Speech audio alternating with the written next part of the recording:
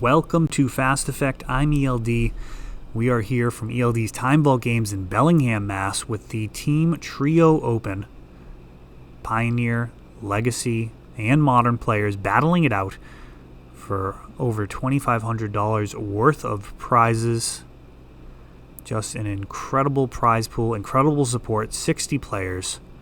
And we are in round one. Colby on a Miracles list versus David on Czech pile. Two of the premier hard control strategies. These decks both look to drag the opponent into the deep end of the pool and drown them. We will see, in all likelihood, who has the best late game in this matchup. This is Fast Effect running at double speed. I will not be surprised if this ends up being one of our longer videos. Let's see how it goes. Ponder on both sides. Colby favoring the M-Set reprint. David going with the original Merfolk art from Lorwyn. Astrolabe adds to Colby's side of the board. And Czech pile going to rely more on dual lands. Whereas Colby's going to have a ton of basics and then Arkham's Astrolabe to help smooth his mana. Baleful Strix, first creature committed to the board. It replaces itself, moving the ball forward. Be happy to trade with pretty much anything. It's just a 1/1, but it's also a clock. You'll see David likely chipping in each turn. Over time, it does eventually matter, and if you get 2 or even 3 Baleful Strixes down incidentally as the game progresses, that can actually be quite a bit of damage. Really force the action. Of course, if you can clear a Planeswalker with that type of damage, it's also super welcome, and I think David's going to be happy with that trade. The Swords to Plowshares taking down his Baleful Strix. It drew a card, it did a little damage, and now it gained him some life and got rid of a card from Colby. That is a life well lived for a Baleful Strix. 4 mana Jace the Mind Sculptor into David's open mana base here. He's got 3 mana left. Brainstorming. He's going to be shuffling away the worst cards here. And Jace is actually going to stick, so Colby now kind of surging into the lead. This Jace going to be a real problem unless dealt with. David fetching away those weaker cards. It looks like he's got an Oko on his side. We may see which one of these ends up being better. I think one of the reasons why Oko is better is he comes down earlier than Jace at only 3 mana. We'll see what happens when Jace actually comes down first. We've got an Arkham's Astrolabe drawing a card. Inquisition of Kozilek will not be able to get rid of Force of Will. Let's see what he's got here. Force of Negation, Force of Will, Oko, Teferi, Ponder, Snapcaster. That is a stacked hand. You could almost roll a d6 to try and figure out what to take. Force of Will, the only option that's not even possible. So it looks like he's going to jam an Oko into this and try and get the Force of Will out of there as well. But Colby's hand still just straight gas, even losing a 2-for-1 here. He does go for it. Can David force back? He can. Snapcaster.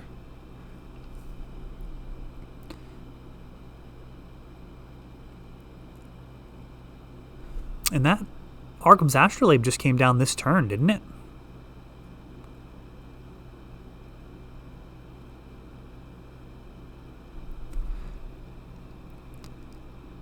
Oko on the other side. And Astrolabe comes in. He is back up.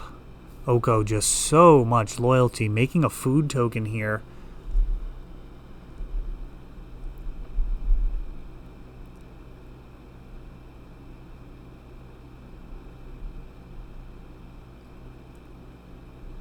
Jace adds to David's board presence. Bouncing.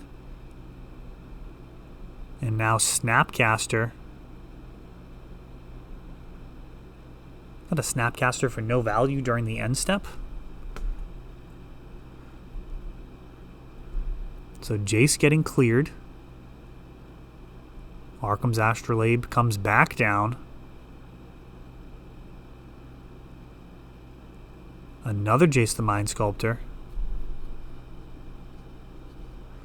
And now Jace unsummoning.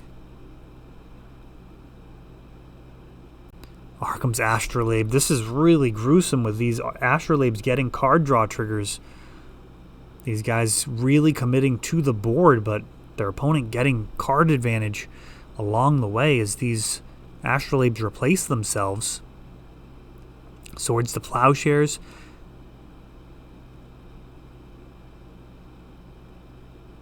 And now Oko cleared by an animated food token. Jace the Mind Sculptor can get this food token out of there, but he does not have long to live. Oko starting to run away with this on David's side of the board.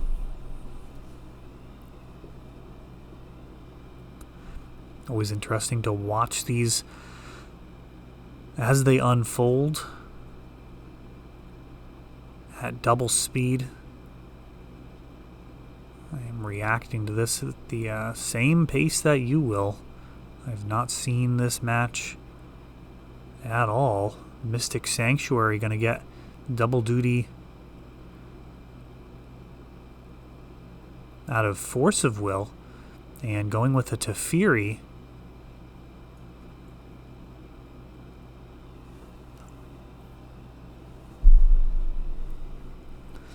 Baby Teferi not likely to be around for long here. I believe we're gonna see Snapcaster Mage. Oko taken from hand with this Inquisition.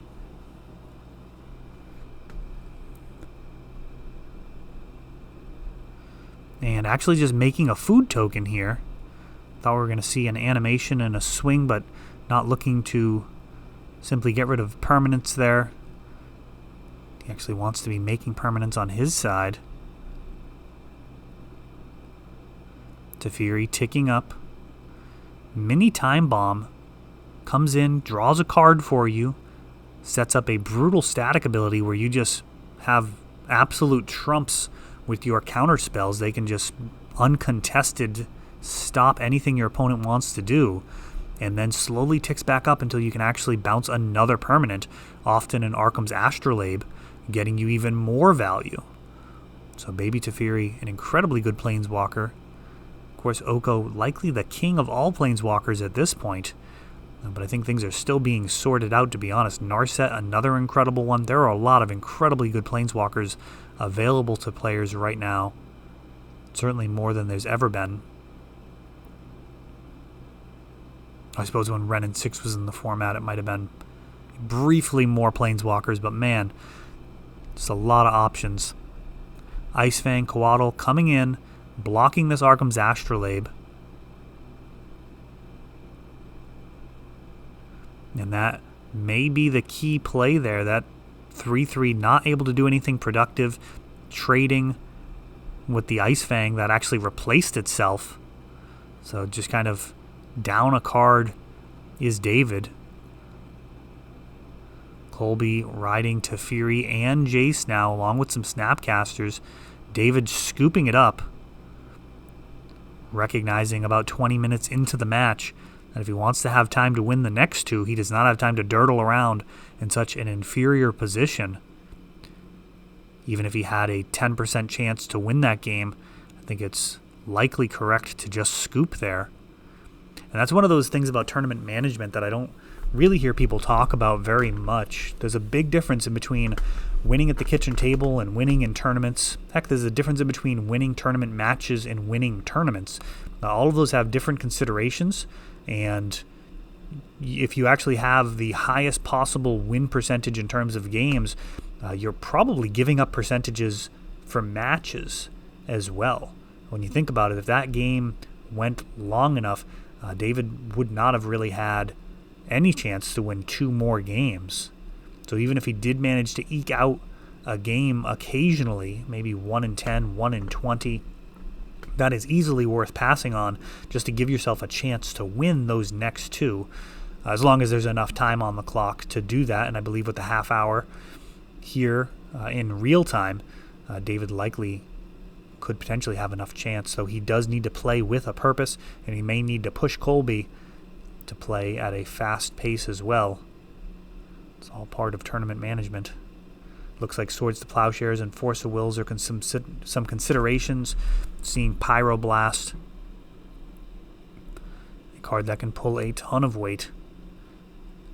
Really, Oko, you want to counter on the way down. You don't want him showing up and providing value in the form of food tokens, or essentially casting Beasts Within on a permanent, either upgrading one of yours to a 3/3 or stopping a problem permanent on the other side of the board.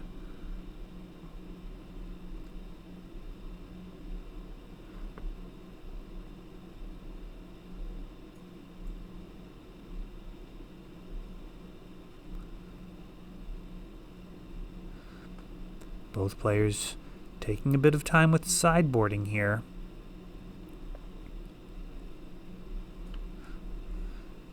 This is round 1 of the ELD Team Trio Open. And with the amount of time coming off the clock, perhaps David looking for a draw. Perhaps he's hoping to win this next game and just assume that the final game will not have enough time to conclude. I actually haven't been playing hard control lists very much. When I do have the opportunity to actually play Legacy, it's mostly been combo or aggro lists lately. So I'm not actually sure how much longer, for example, Czech pile runs compared to older lists.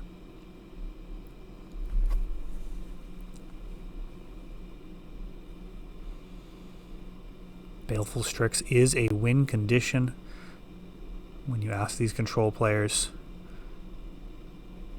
They're potentially fine just beating down with a amalgam of Snapcaster Mages and Baleful Strixes, just incidental creatures.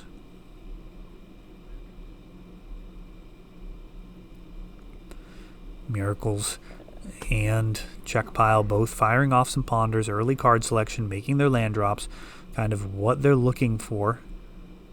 These early turns often used to kill opponents' creatures. Cantrips often held to make sure that they don't miss a land drop. Historically, we're talking 20 years or so ago, there was a widely believed piece of theorycraft, which was the first player to miss a land drop loses when you're talking about control matchups. There's a little bit of wisdom that we can glean from that. Those early cantrips, as they are optimizing, may want to make sure that you continue to hit your land drops.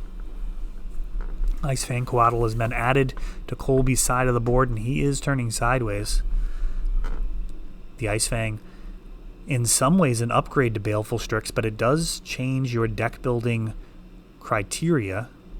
You're going to need 3 snow permanents in order for it to have Death Touch.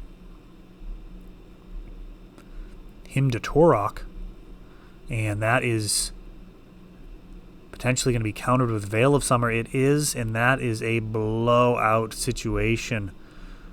Ooh, 2 mana and a card sunk into that one. He's got a Red Blast in hand, was not able to reply to that Veil of Summer. With the Red Blast, no protection available against it, making his spells uncounterable for the rest of the turn as well, so he was able to throw a Brainstorm out without it getting Red Blasted. And now Arkham's Astrolabe on Colby's turn moves the ball forward. David trying to rebuild from what is a bit of a blowout there. He's got another Hymn to Torok. Does he go back around?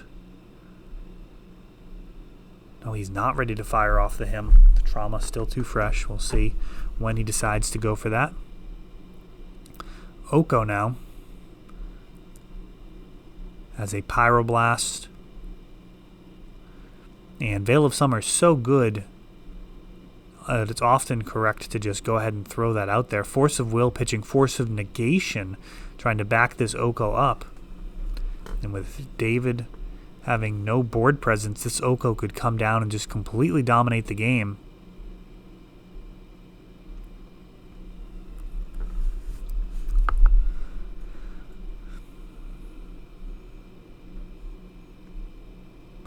Veil of Summer now from David's side, and a Force of Will pitching a Snapcaster, and Colby resolving his spells.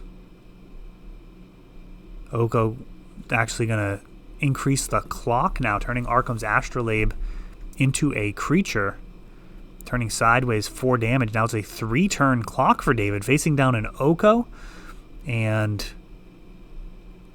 in pretty bad shape.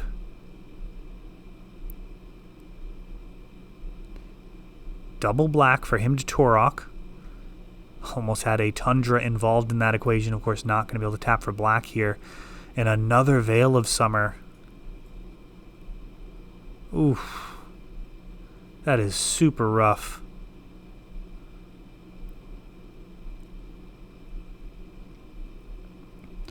Considering putting in an Oko, I believe, but perhaps afraid that it would be easily out-tempoed. Though, to be honest, maybe it would be better to preserve your life. Even if Oko goes down in flames, it's potentially better than just losing in a few turns. Colby with a real clock here. He's going to throw out a Snapcaster.